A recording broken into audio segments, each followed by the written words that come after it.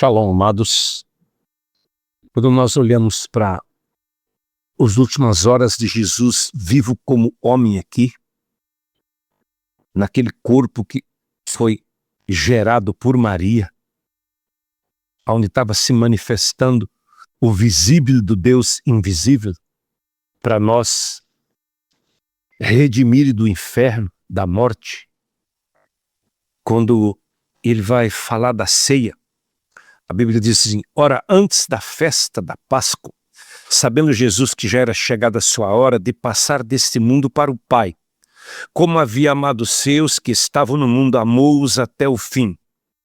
E Jesus, sabendo que o Pai tinha depositado nas suas mãos todas as coisas, e que havia saído de Deus, e que agora voltaria para Deus.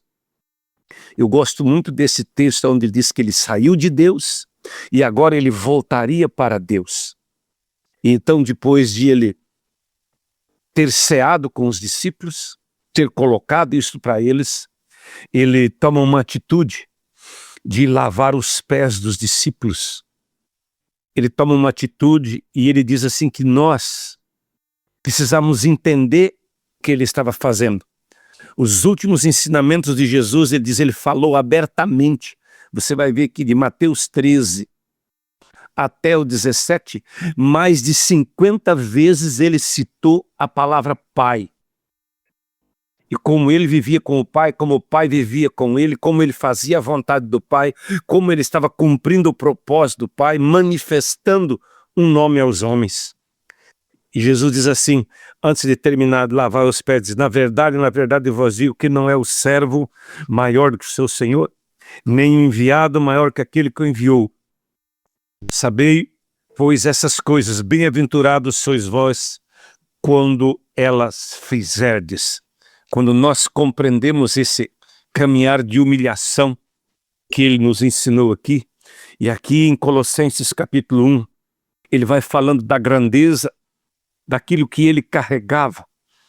E o apóstolo Paulo diz assim, corroborados em toda a fortaleza, segundo a força da sua glória, e em toda a paciência e longanimidade com gozo, dando graça ao Pai, que nos fez idôneos para participar da herança nos santos.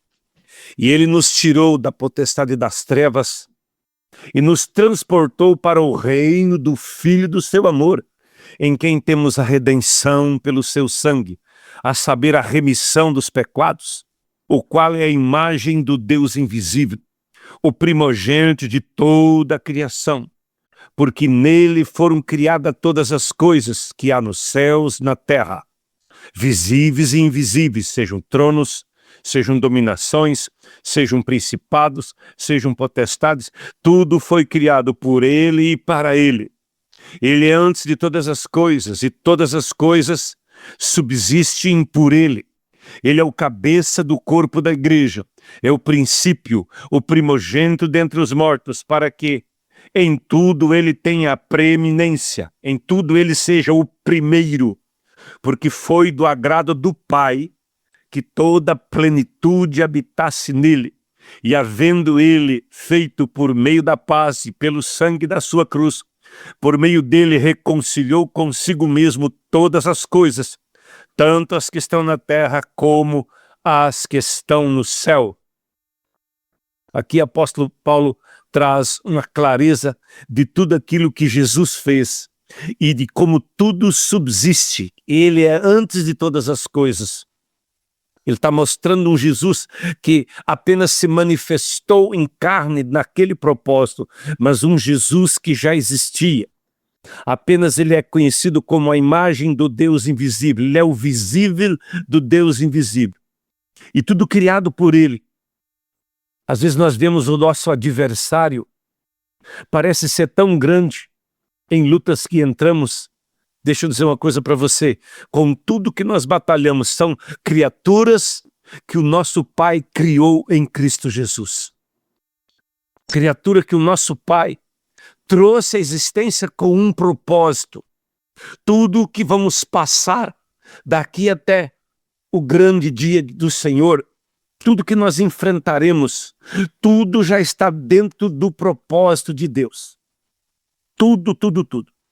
Ele é antes de todas as coisas e todas as coisas subsistem por Ele. Ele é o cabeça do corpo da igreja. Ele é o primeiro dentre os mortos, para que em tudo Ele seja o primeiro. Foi do agrado do Pai que toda a plenitude habitasse nele. Então, quando nós clamamos a Jesus, se relacionamos a Jesus, nós estamos se relacionando com Deus através dele, com o Pai através dele. E nós temos que voltar a um lugar, às vezes nós ficamos em oração, e eu observo que algumas pessoas não chamam Deus de Pai. Tem se perdido o sentimento de filho, o amor de filho. Algumas pessoas têm barreiras por causa do pai que tiveram. E outras, por causa do líder que tiveram, não levaram eles a um conhecimento do Pai. Jesus estava em momentos de angústia, um pouco antes de morrer. E a palavra que ele mais repetiu nos últimos capítulos, capítulo 14, 15, 16, 17, foi a palavra Pai. Que o Espírito Santo te enche de compreensão de paternidade nesse tempo. Porque existem horas que nós precisamos clamar para o Pai, por Jesus Cristo se dirigir ao Pai. Virão dias de adversidade de uma maneira maior de agora para frente.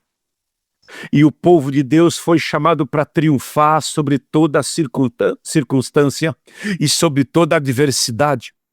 1000 cairão ao teu lado, 10.000 à tua direita, tu não serás atingido. Mas temos que estar em comunhão e em conexão contínua com o Pai. Deus te abençoe em nome de Jesus.